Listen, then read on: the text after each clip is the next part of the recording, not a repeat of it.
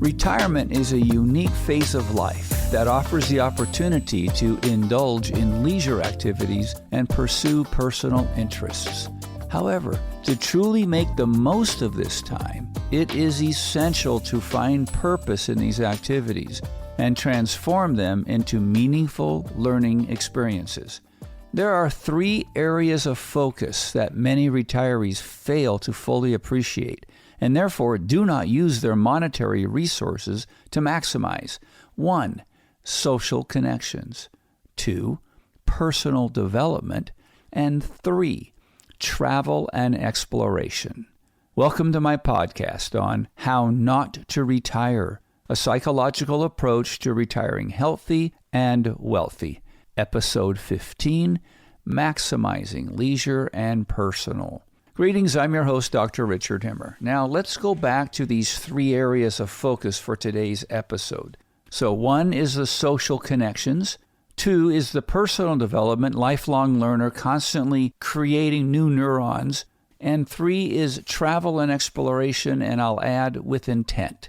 Okay, so let's unzip a little bit on social connections. Retirement often significantly changes social dynamics, as individuals may no longer have daily interactions with colleagues or a structured work environment. Retirees may unintentionally skimp on nurturing those social connections, leading to feelings of isolation and loneliness.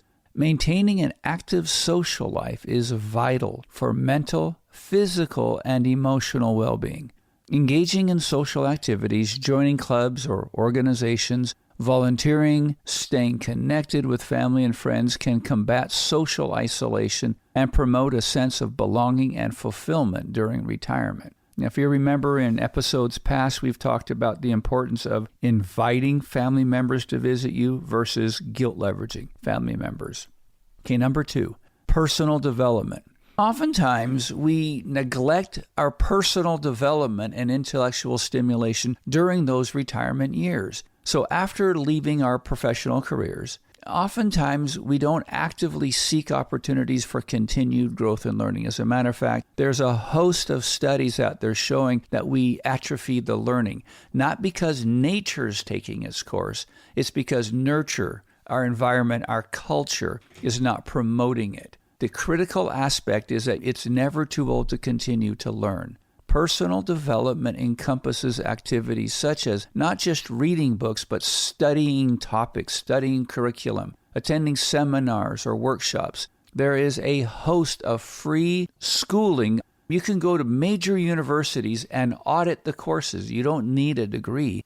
Learn for the sake of learning. Develop new learning skills, or even pursue hobbies that challenge and engage your mind. So by investing time and effort into your personal development, you can continue to expand your knowledge, maintain mental acuity, which is critical to overall health, and discover new interests, leading to a more fulfilling and purposeful retirement. Now, I'm going to connect social connections with personal development for just a second. When you visit with people, when you meet new people, and all you have is your history, and it's the same story you tell every time, or the same set of 5 or 10 experiences, you become mundane and boring, and you make it all about yourself.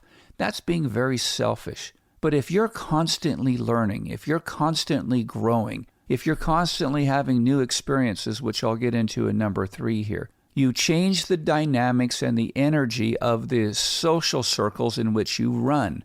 You become like a maven to connect ideas, a maven that connects experiences, and you can get other people talking about what they have learned. When you meet someone who's engaged, whose mind is active, who's constantly learning and studying, it's really fun to be around them.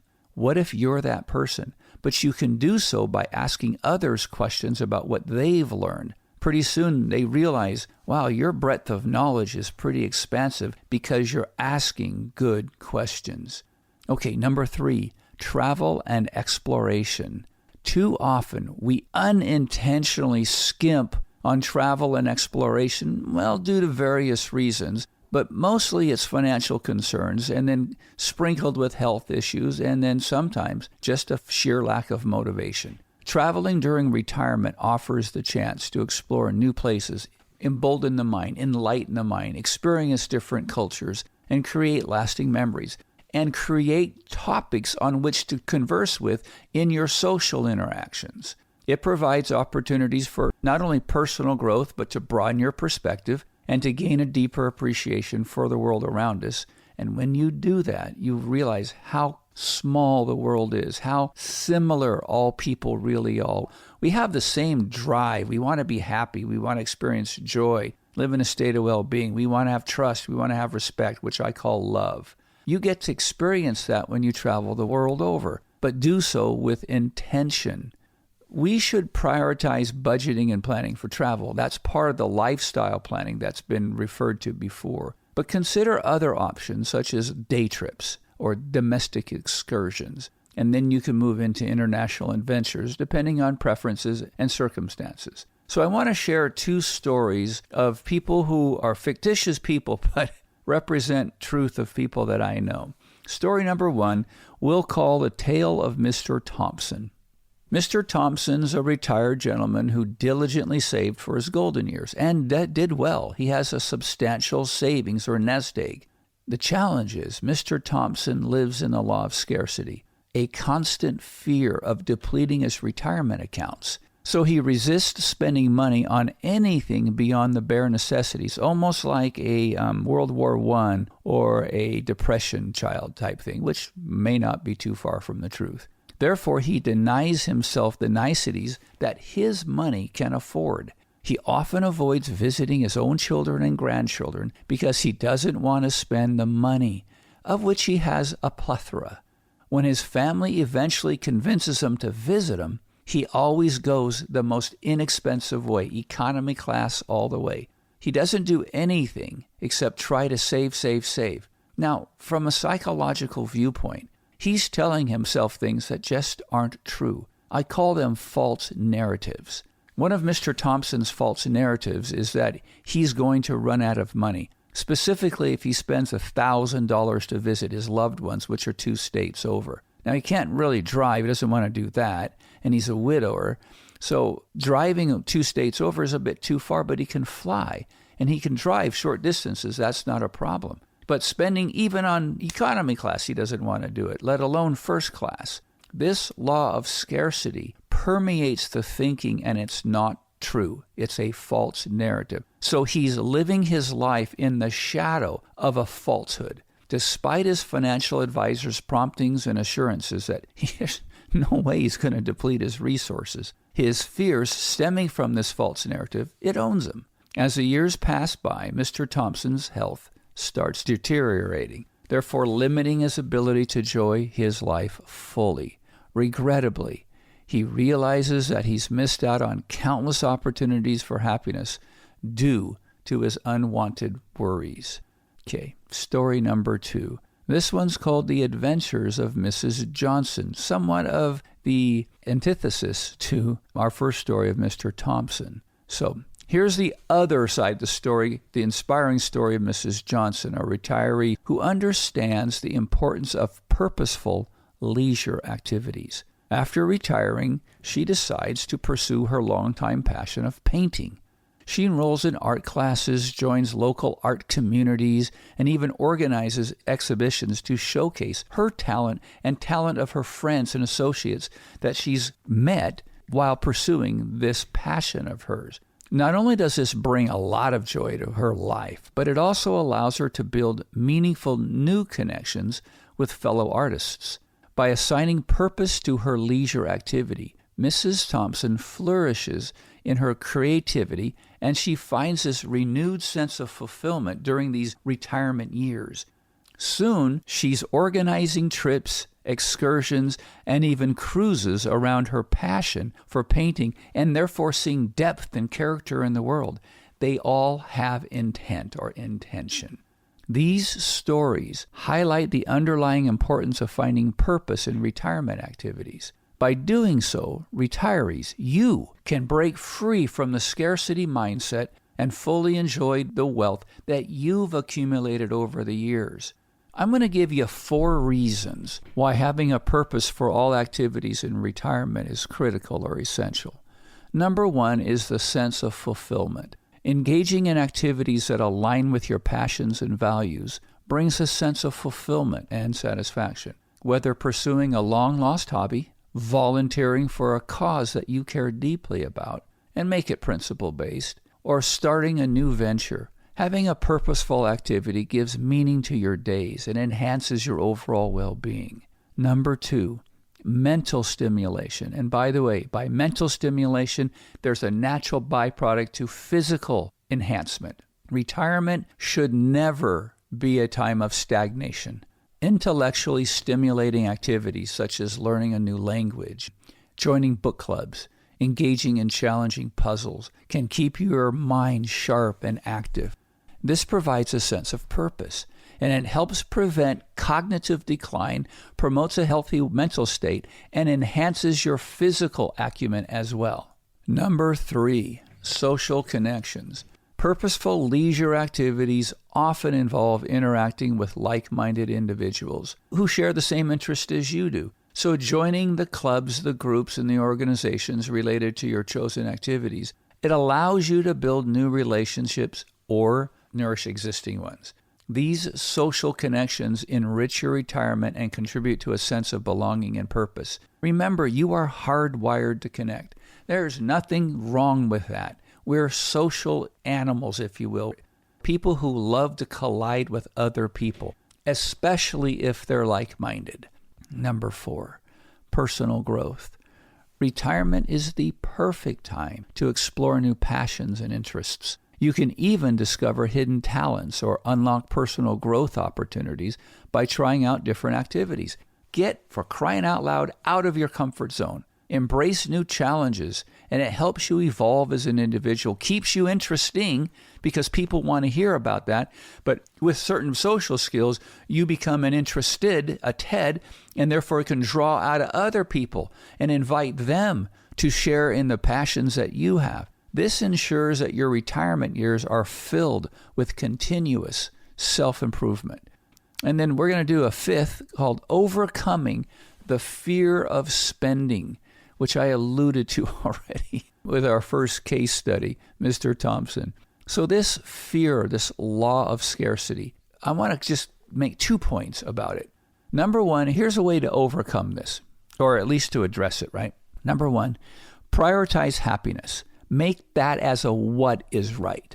Remember, your children want you to live a fulfilling life. Now, perchance that they don't, because they're concerned with their inheritance, you might want to consider their inheritance, if you get my drift. Also, consider the fact that it's your work that allows you to enjoy the fruits of your labor during retirement. By prioritizing your happiness and well-being, which gives you the ability to be still serving others by giving them the gift of being present, by giving them the gift of you being healthy and wealthy. I mean, in joking, I've told my children, I said, look, if I ever get like that and it's something that we see, I said, just put me out of your misery. I never want to be a burden to my children. They don't owe me anything, except I hope they love me, right? Mutual trust and respect. But when we as retirees, as grandparents, living our last years, fully expect people because they owe it to us because we gave them life, that's a sad comment on who we are. In other words, we don't know who we are. Our identity is suffering. Therefore, our purpose in life is really suffering. And then the second point on this one, on how to overcome your spending, your fear of spending, is what if you left a legacy of memories instead of focusing solely on money? Consider leaving behind all these cherished memories and experiences that you did in your retirement years. So investing in meaningful activities, which you have the assets to do, creates memories with your loved ones.